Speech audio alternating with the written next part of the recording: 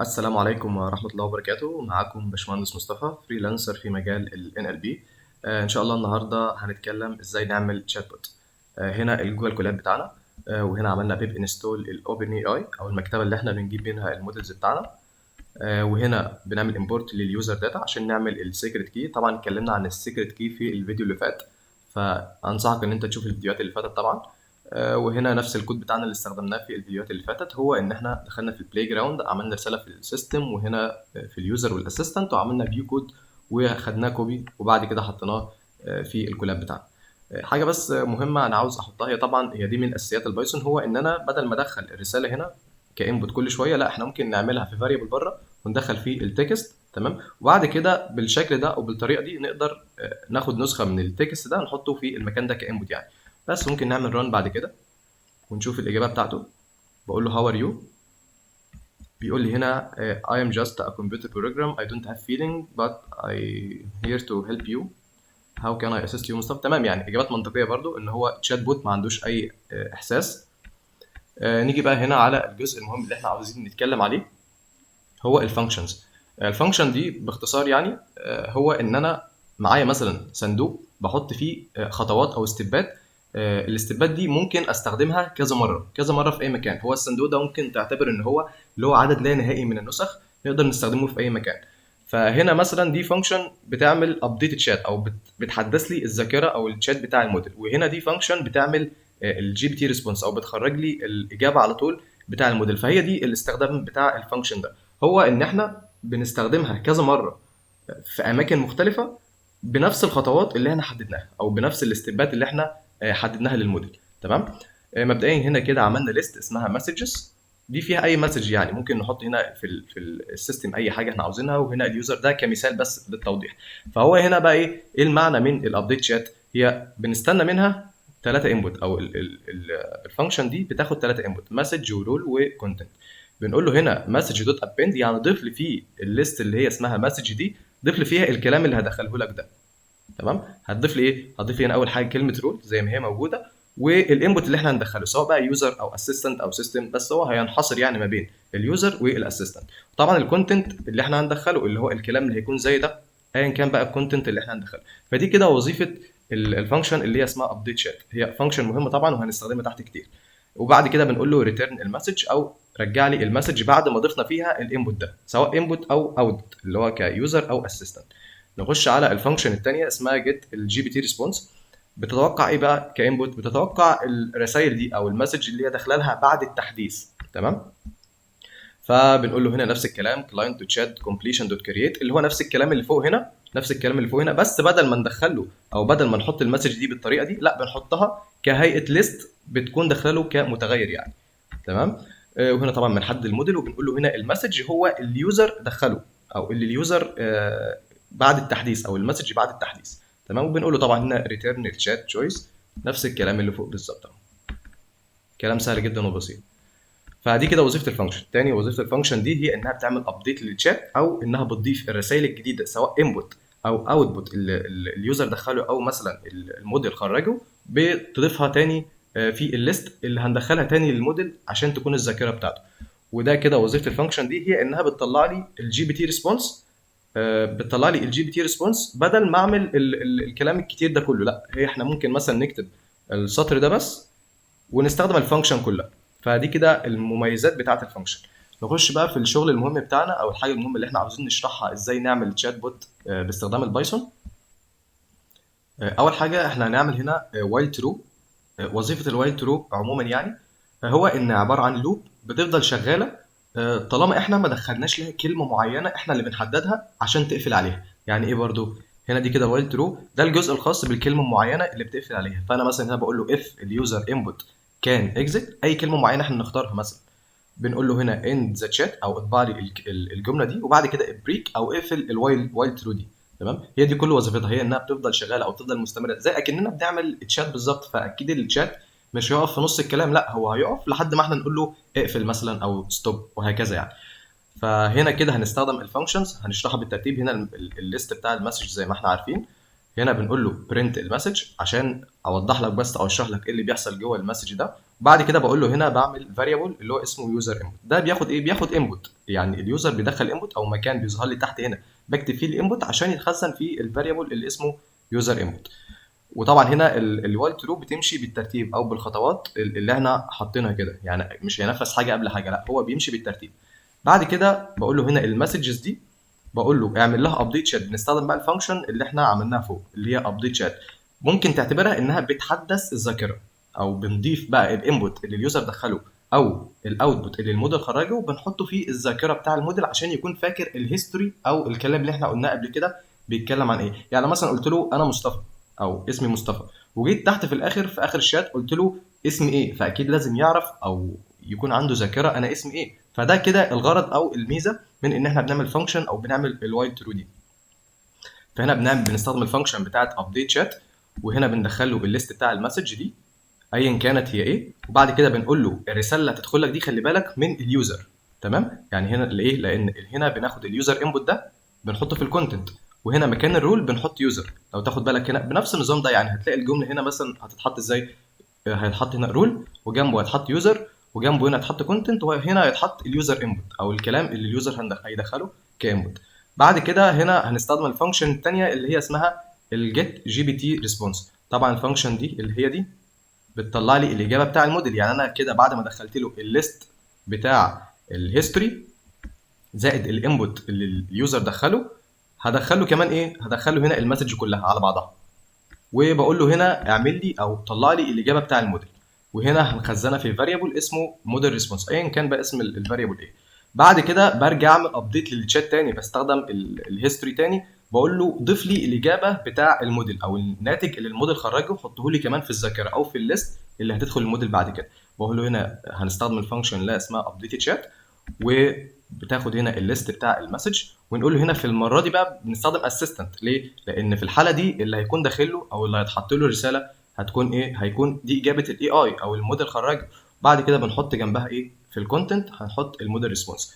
كلام سهل جدا وبسيط. يعني اول حاجه الموديل بيدخل اليوزر بيدخل انبوت، بعد كده بنحط الكلام اللي اليوزر دخله ده في الذاكره بتاع الموديل، بعد كده بنستخرج الاجابه بتاع الاي اي، وبعد كده بنرجع نحط الاجابه بتاعه الاي اي دي في الذاكره تاني عشان يكون فاكر هو قال ايه.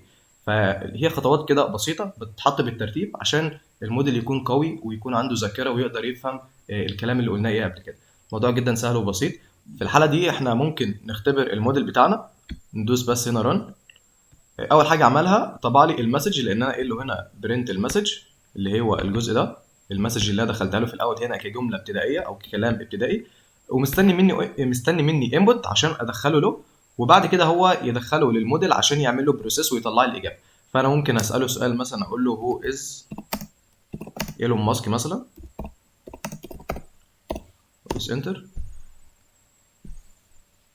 في الحاله دي هو ظهر لي الشات كله بالكامل بعد ما ضاف الانبوت اللي هو اللي انا دخلته له في السطر ده، وبعد ما ضاف الاوتبوت اللي الموديل خرجه في الذاكره بتاعته. تمام، يعني هو بالظبط مشي على الخطوات. هنا اول حاجه طبع المسج، بعد كده هنا خد مني الانبوت، راح حط الانبوت في الذاكره بتاع الموديل او في الليست اللي احنا عملناها، وبعد كده طلع الاجابه بتاع الموديل او استخدم الفانكشن اللي هي جيت جي بي تي ريسبونس، وبعد كده اخر حاجه عمل ابديت للمسج او ضاف المسج او الاوتبوت اللي الموديل طلعه حطه في الذاكره تاني عشان يكون عارف احنا بنتكلم عن ايه.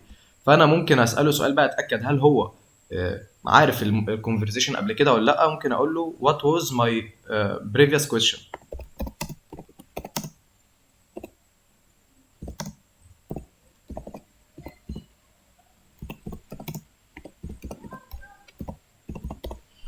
وادوس له انتر، يعني اقول له انا كنت بسال عن ايه في السؤال اللي فات. بالظبط طلع الذاكره بتاعته شغاله، قال لي your previous question was who is Elon Musk. تمام، بالظبط هو ده كده كل اللي احنا عملناه في الشات. احنا ما سالناش عن اكتر من كده. ممكن برضه اساله اسم ايه، لان انا دخلت له قلت له ايام مصطفى في الاول هنا اللي هي في الجمله الابتدائيه. ممكن اقول له what is my name.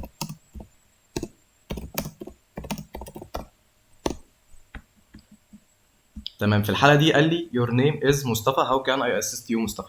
طبعا هو ضاف كل الكونفرزيشن اللي احنا عملناها في الشات عنده.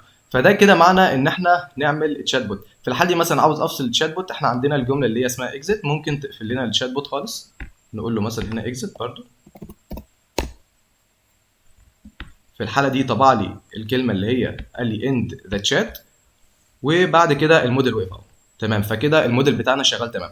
فالكلام ده كان شرح بس ايه اللي بيحصل جوه الموديل. انا كنت بس بظهر لك الكلام ده عشان تشوف ايه التفاصيل او ايه الحاجات اللي بتحصل جوه الموديل، بيضيف ايه وبيعمل ايه وهكذا يعني. فانا اكيد مش عاوز الكلام ده كله يظهر لي في الاوتبوت، لا انا بس محتاج ان اظهر الاجابه النهائيه بتاع الموديل او الانبوت اللي انا مدخله والاوتبوت اللي انا مدخله، اكنه بالظبط بتكلم مع تشات بوت.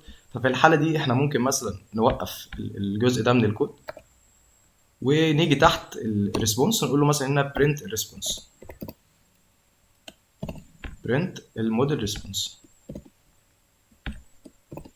في الحاله دي احنا لو مشينا بالخطوات او بالستبات اللي احنا محتاجينها، اول حاجه هو في الوايل ترو هنا هياخد انبوت، هيستنى مني انبوت، بعد كده هيروح يعمل ابديت للشات، يضيف الانبوت اللي انا دخلته ده في الذاكره بتاع الموديل، بعد كده يخرج الموديل، يخرج الاوتبوت بتاع الموديل عفوا، ويطبع الاوتبوت اللي الموديل خرجه.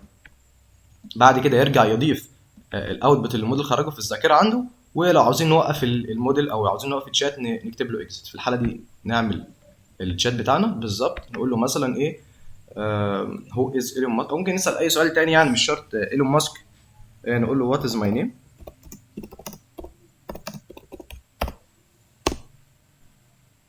في الحاله دي قال لي يور نيم از مصطفى، ليه؟ لان انا مدخلها له في الليست في الاول ماي نيم از مصطفى، وهكذا بقى. فكده بالظبط يعتبر نفس شكل الشات بوت. هقول له مثلا وات از ان ال بي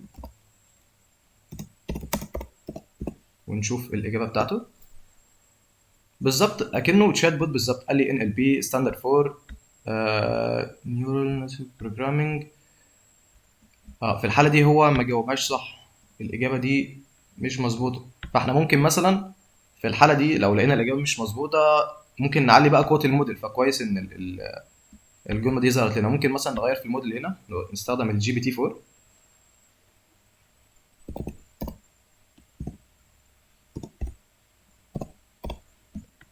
تمام، ونشوف كده الفانكشن دي هتكون شغاله ولا لا.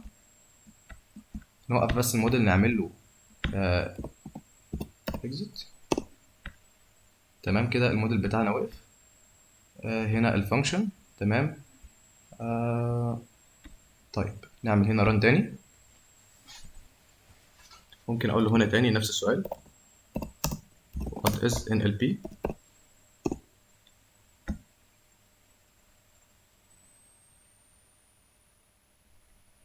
بالظبط الاجابه صح. قال لي NLP standard for natural language processing، وقال لي انها artificial intelligence وهكذا. فتمام يعني كده قوه الموديل الجي بي تي 4 طبعا اقوى من الجي بي تي 3.5 تيربو، فالامكانيه بتاعته والقدرات بتاعته بتكون احسن بكتير. فده كده الملخص او المطلوب مننا ان احنا نعرفه. اتعلمنا ازاي نعمل تشات بوت، وتعلمنا طبعا ان الجي بي تي 4 اقوى من الجي بي تي 3. ولو عايزين نعمل اند الشات ممكن اكزيت تاني وبس كده الشات بتاعنا يقف. تمام، قال لي هنا ان ذا شات. ملخص بقى سريع للكلام اللي احنا عملناه فوق.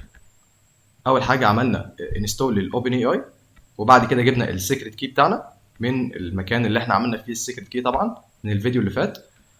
وهنا عملنا الفانكشنز المهمه بتاعتنا. دي الفانكشنز المهمه، قلنا ده الفانكشن دي مهمتها ان هي بتعمل ابديت للشات، او ان هي بتضيف الرسائل بتاع الانبوت او الاجابات اللي طلعها الموديل في الذاكره بتاع الموديل عشان يكون فاكر احنا قلنا ايه قبل كده. وهنا الفانكشن الخاصه بالجي بي تي ريسبونس طبعا دي المسؤوله ان هي بتطلع الاجابه بتاع الموديل. وبعد كده عملنا الشات بوت بتاعنا ما فيهوش اي مشكله خالص، ادينا له جمله ابتدائيه. ممكن اصلا ما نديلوش الجمل دي، ممكن نكتفي بالبرومبت مثلا. ممكن نوقف ده كده، نوقف الجزء ده كده ونكتفي بالرساله بتاعه الاسيستنت بس، مش شرط ندخله الكلام ده. بعد كده عملنا الوايل ترو وعرفنا الخطوات بتاعتها. اول حاجه بتحتاج انبوت، بعد كده بتحدث التشات بالانبوت بتاعنا، بعد كده بتخرج الاجابه بتاع الموديل من الفانكشن اللي هي جي بي تي ريسبونس، وبعد كده بنطبع الريسبونس، وبعد كده بنعمل ابديت للهيستوري او للذاكره بتاع الموديل، هو ان احنا بنضيف له الاوتبوت اللي خرج من الموديل وبس. بعد كده الجزء ده خاص بان احنا لو عاوزين نقفل الموديل بنقول له اف يوزر انبوت كلمه معينه بريك او اقفل لي الوايل ترو دي. فالكلام جدا يعني سهل وبسيط. وده كده ميزه من المميزات اللي هي اوبن اي اي، ان احنا ممكن نستخدم المودلز بتاعتها في ان احنا نخصص اي برنامج احنا عاوزينه. يعني اللي بيختلف مثلا عن الشات بوت ده عن الجي بي تي 3 او الجي بي تي اللي احنا بنستخدمه في حياتنا العاديه، هو ان احنا ممكن ندخله هنا برومبت زي ما احنا عاوزين. هو الجزء ده احنا ممكن نكتب في البرومبت ده اي حاجه احنا عاوزينه حرفيا يعني. ممكن تخليه مثلا مدرس يعلم الاولاد مثلا اي حاجه حرفيا انت عاوز تعملها بالشات بوت ده. بعد كده ممكن تعمله انتجريت في الابلكيشن بتاعك، وهنتعلم ان شاء الله الكلام ده كله في الفيديوهات الجايه. فان شاء الله ما تنساش تتابعني، واعمل لي لايك وكومنت لو عندك اي اسئله او حاجه، وسبسكرايب والحاجات الحلوه دي كلها. وان شاء الله اشوفكم في فيديو جديد. سلام.